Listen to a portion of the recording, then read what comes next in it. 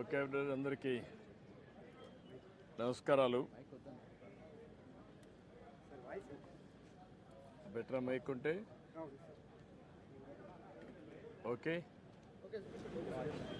Okay అందరికీ నమస్కారాలు. ఈరోజు నేను ఇక్కడికి స్వచ్ఛ ఆంధ్రప్రదేశ్లో కార్యక్రమాలు చేపట్టడానికి ఇక్కడికి వచ్చాను. వచ్చినప్పుడు మీరే చూశారు, ఇక్కడే 4 రోడ్లు జంక్షన్లో కుప్పలుగా గుట్టలుగా చెత్త వేస్ట్ అంతా కూడా స్టాక్ చేసే పరిస్థితి వచ్చారు. ఇలాంటి గుట్టలుగా పేరుకుపోయినట్టే కానీ ఎక్కడ చూసినా రాష్ట్రం అంతా స్వాగతం పలికే పరిస్థితి వస్తూ ఉంది. 85 లక్షల మెట్రిక్ టన్నులు డ్రై వేస్ట్ ఉండే పరిస్థితి వచ్చింది. ఇది చాలా దారుణం. నేను ఎన్నోసార్లు చెప్పాను మీ అందరికీ, రాష్ట్ర ప్రజలందరికీ, ఎంత పరిపాలన భ్రష్టు పట్టించిందంటే, ఒక పక్క స్వచ్ఛ భారత్ పెట్టి స్వచ్ఛ ఆంధ్రప్రదేశ్ కింద ఎక్కడికక్కడ కార్యక్రమాలు చేసి ఈ సమయంలో ఈ 5 ఏళ్లలో కొన్ని కోట్ల మెట్రిక్ టన్నులు వేస్ట్ జనరేట్ చేసి ఎక్కడికక్కడ స్టాక్ చేసి పెట్టారంటే ఈ ప్రభుత్వాన్ని ఏమనాలి నాకు ఆనాటి ప్రభుత్వాన్ని ఏమనాలి అర్థం కావడం లేదు. వాళ్ళ యొక్క ప్రాధాన్యతలు దీన్ని బట్టి అర్థమవుతాయి. దాన్ని నేను చాలా తీవ్రంగా ఖండిస్తూ భవిష్యత్తులో ఇవన్నీ ప్రక్షాళన చేయాలంటే మాకు 1 or 2 years 2-3 సంవత్సరాలు పట్టే పరిస్థితి వస్తూ ఉంది ప్రక్షాళనకు మాత్రం. అక్కడి నుంచి భవిష్యత్తు కార్యక్రమాలు అయితే ఇంకా సమయం తీసుకునే పరిస్థితి వస్తుంది. అంత భ్రష్టు పట్టించారు. ఏదేమైనా వ్యవస్థలన్నీ కూడా స్ట్రీమ్లైన్ చేస్తాం. ఇప్పుడే నేను మచిలీపట్నం పోర్టుకి వెళ్ళి వచ్చాను. పోర్టు చూశాను. సర్ప్రైజ్ ఇన్స్పెక్షన్కి వచ్చాను. దగ్గర 3,669 కోట్ల రూపాయల ఖర్చుతో పీపీ మోడల్లో ఈ ప్రాజెక్టు పూర్తి అవ్వాలి. అక్టోబర్ 2025కే పూర్తి చేయాల్సిన అవసరం ఉంది. కానీ పనులు మాత్రం 26% ఇప్పటికి పూర్తయినాయి. 24% 865 కోట్ల రూపాయల వర్త్ పనులు పూర్తయినాయి. రేపు ఎల్లుండో డెవలపర్ పిలిపించి గట్టిగా చెప్తాను. చెప్పి ఎట్టి పరిస్థితిలో 25కు పూర్తయ్యేట్టుగా ఈ ప్రాజెక్ట్ని స్పీడప్ చేస్తాం. దీంట్లో కూడా నేను అక్కడ పోయినప్పుడు ఒక నోటు కూడా ఇచ్చారు, చూశాను. గవర్నమెంట్ ల్యాండ్ ఒక 32 ఎకరాలు ఇవ్వాలి. ఒక 6 ఎకరాల 36 సెంట్లు అక్వైర్ చేయాలి. మొత్తం కలిసి ఈ ప్రాజెక్టుకి 38 ఎకరాల 36 సెంట్లు ఇవ్వాలి. అది కూడా కలెక్టర్కి చెప్పాను.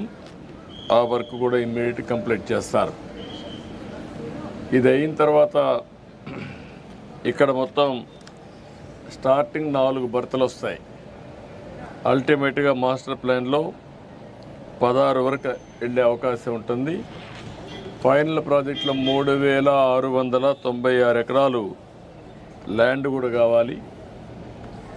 ఇప్పుడిప్పుడే స్పీడప్ అవుతుంది. దీన్ని పూర్తిగా ఇంకా స్పీడప్ చేసి మళ్ళీ ఈ ప్రాజెక్టు పూర్తయితే మచిలీపట్నానికి ఒక అభివృద్ధికి దోహదం చేసే అవకాశం వస్తుంది. రెండోది కూడా ఇది రాజధాని పోర్ట్. ఇది అమరావతికి దగ్గరుండే పోర్టు. ఒక 45 నిమిషాలు 1 గంటలో ఇక్కడికి వచ్చే అవకాశం ఉంటుంది. కాబట్టి ఈ పోర్ట్ని అన్ని విధాలు అభివృద్ధి చేసుకుంటే ఈ ప్రాంత ప్రజలకే కాకుండా రాజధానికి కూడా ఎంతో ఉపయోగపడే పరిస్థితి వస్తుంది. దానికి కూడా స్ట్రీమ్ లైన్ చేస్తాం. ఎక్స్టర్నల్ రోడ్స్ కానీ, అదే మరి ఇక్కడ కావాల్సినటువంటి పోలీస్ ట్రైనింగ్ సెంటర్లో స్ట్రీమ్ లైన్ చేయడం కానీ, వాటర్ సప్లై కానీ, ఇవన్నీ కూడా కొన్ని పెండింగ్ ఉన్నాయి. రెండోది ఇసుక కూడా కొరత ఉందని చెప్పారు. అవి కూడా ఇప్పుడు నేను కలెక్టర్ గారికి ఆదేశాలు ఇస్తున్నా.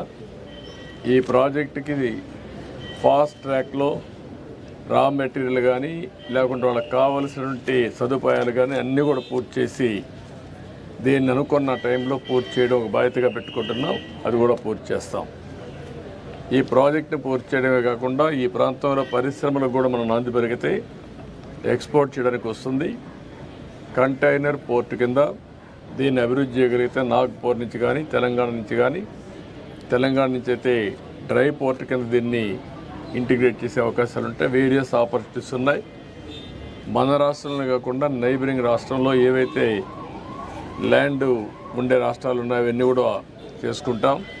అల్టిమేట్గా ఈ పోర్ట్ని ఒక మంచి పోర్టుగా అభివృద్ధి చేయాలని చెప్పి అనుకుంటున్నాం. అది కూడా చేస్తాం. అదే మరి సిటీకి నేను ఇంత మునిపే చెప్పాను, ఆ పనులన్నిటి కమిట్మెంట్ ఉంది, తప్పకుండా చేస్తాం. ఇది బ్రీఫ్గా ఈ పోర్ట్ గురించి ఎక్కువ ఎంఫసైజ్ చేయాలనే ఉద్దేశంతోనే మళ్ళీ ఒకసారి మిమ్మల్ని రమ్మన్నాను. మీరు రాలేకపోయారు. దీనికి ఎన్నో ఉద్యమాలు చేశారు, సంవత్సరాల కొద్ది ఉద్యమాలు చేశారు. దగ్గర 2 ఏళ్ళు 3 ఏళ్ళు ఉద్యమాలు చేస్తే ఆ రోజు పోర్ట్ని నేను ప్రారంభించిన పోర్ట్ని మళ్ళా మార్చారు. అయినా ఇప్పుడు మళ్ళీ దీన్ని డిస్టర్బ్ చేయడం నాకు ఇష్టం లేదు. అది విధ్వంసం అవుతుంది. ఆ రోజు చేసిన విధ్వంసం మళ్ళీ ఇంకొకసారి పునరావృతం కావడానికి వీలు లేదు. ఎట్టి పరిస్థితి దీన్ని పూర్తి చేస్తాం. కంటిన్యూ ఈ ప్రాజెక్టు పూర్తవుతుంది. పీపీపీ ఇది P4 అది కూడా వర్కౌట్ చేస్తున్న ఆ ఊరిని ఇప్పుడు టేకప్ చేస్తాం. ఫస్ట్ ఫేజ్లో ఆ ఊరిని టేకప్ చేసి మళ్ళీ రాష్ట్రం అంతా కూడా చేస్తాం. జనవరికి దీనికి లాంచ్ చేస్తాం ప్రోగ్రామ్ని. ప్రూఫ్ ఆఫ్ కాన్సెప్ట్ కింద నిమ్మకూరు ఫస్ట్ ప్రాజెక్ట్ కింద స్టార్ట్ చేస్తాం. ఇప్పుడు 4 బర్తులు ఉంది, అవే కంటిన్యూ అవుతాయి. ఏదైతే ఎస్టిమేట్స్ కూడా ఉన్నాయి, ఇప్పుడు పెంచాల్సిన అవసరం లేదని నా అభిప్రాయం. ఎనివే నేను రివ్యూ చేస్తాను. పోర్టుకు అనుసంధానంగా పరిశ్రమలు రావాలి, ఏమేమి రాగలుగుతాయని చూస్తాం. ఇప్పుడే BPCL కూడా ప్రపోజల్స్ పెట్టాం. వాళ్ళు కూడా రిపోర్ట్ ఇవ్వాలి. ఆ రిపోర్ట్ వస్తే ఒక క్లారిటీ వస్తుంది. ఒకవేళ వాళ్ళు వస్తే యాంకర్ ఇండస్ట్రీ కింద ఇమీడియట్గా పికప్ అవుతుంది. ఒకవేళ ప్రత్యామ్నాయంగా ఇంకా ఏం చేయాలో అవన్నీ కూడా వర్కౌట్ చేస్తాం. అంటే ఇంకా అవసరమైతే ల్యాండ్ అక్వైర్ చేసుకునే అవకాశం ఉంటే అవన్నీ చేసుకుంటాం. ఏమేం కావాలో అన్ని విధాల ప్లాన్ చేస్తాం. ఇండస్ట్రియలైజేషన్ చాలా అవసరం.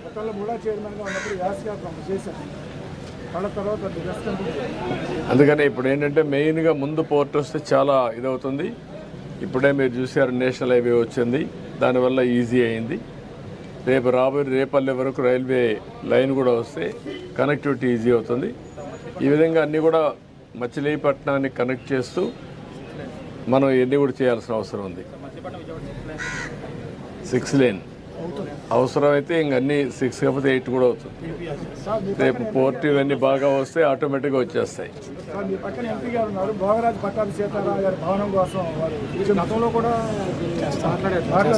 అది కూడా వర్కౌట్ చేద్దాం. ఓకే చేద్దాం. ఒకసారి తీసుకొని వీళ్ళు వైఎస్ఆర్సీపీ వాళ్ళు ఇక్కడ మన పోర్టు పోలీస్ ల్యాండ్ ఒకటి తీసుకుని ఇది కట్టేశారు సార్ వాళ్ళ ఆఫీసు. అది ఇంతవరకు ప్రతి చోట కట్టేశారు. అట్లా 2 acres తీసుకుని గ్రాంట్లకి కింద నిరుపయోగంగా ఉండేవి వాటి పరిస్థితి.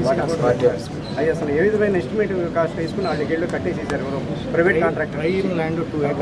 ప్రపోజల్ గవర్నమెంట్ దగ్గర నుంచి ఏమన్నా అసలు దాని గురించి ఏమన్నా అసలు మీ దగ్గర నుంచి పర్మిషన్ తీసుకున్నారా లేదా? మున్సిపాలిటీ పర్మిషన్ ఎవరు పర్మిషన్ ఇచ్చారు? Who gives the permission to construct? మీరు ఇప్పుడు మాట్లాడాలి కదా సార్. అడిగాం సార్, అడిగాం సార్. అప్పుడంతా మీరంతా గమ్మునున్నారు sir. Because I national media, because I don't care about అన్నీ. సరే మిమ్మల్ని కూడా మాట్లాడనే లేదు, మీరు కూడా ఇంట్లో నుంచి బయట రాలేదు. అందరి మీద మీరు అప్పటి నుంచి వచ్చి ఉంటే అంత పోరాడు ఉంటే మీరు ఆపలేకపోయాం కదా. మీరు కూడా దాన్ని ఏం చేయాలో డెఫినెట్గా యాక్షన్ తీసుకుంటా. ఏమ్మా కాదు, దీనికోసం కాదు. ఆ రోజు అందరం పోరాడాం, మీరు పోరాడారు, మేము కూడా పోరాడాం. అదే అన్నీ పోరాడాం. తప్పకుండా అది కూడా నేను ఓపెన్ మైండ్తో ఉన్నాను. నేను తెప్పిస్తాను, ఇన్ఫర్మేషన్ తెప్పిస్తాను. ఆ బిల్డింగ్స్ ఎట్లా కట్టారు అవన్నీ కూడా తెప్పించి ఏం చేయాలి డెఫినెట్గా. నేను మీరు చెప్పింది నాకు అర్థమైంది. ఇది ప్రజల ఆస్తుల్ని ఇష్టానుసారంగా దోచే పరిస్థితికి వచ్చారు, కరెక్ట్ కాదు. ఏం చేయాలని చేస్తాను. దీనికి నేను చెప్పాను చాలా దీన్ని మీరు ఏదో ఒకటి one of the best college ఇది కాపాడుకోవాలి.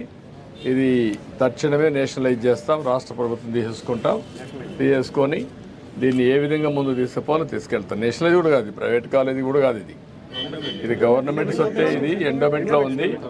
మళ్ళా స్టేట్ తీసుకుంటాం, మొత్తం డెవలప్ చేస్తాం. ఏవైతే బినామీ ఉన్నారో అందరినీ కూడా తీసేస్తాం, ప్రక్షాళన చేస్తాం.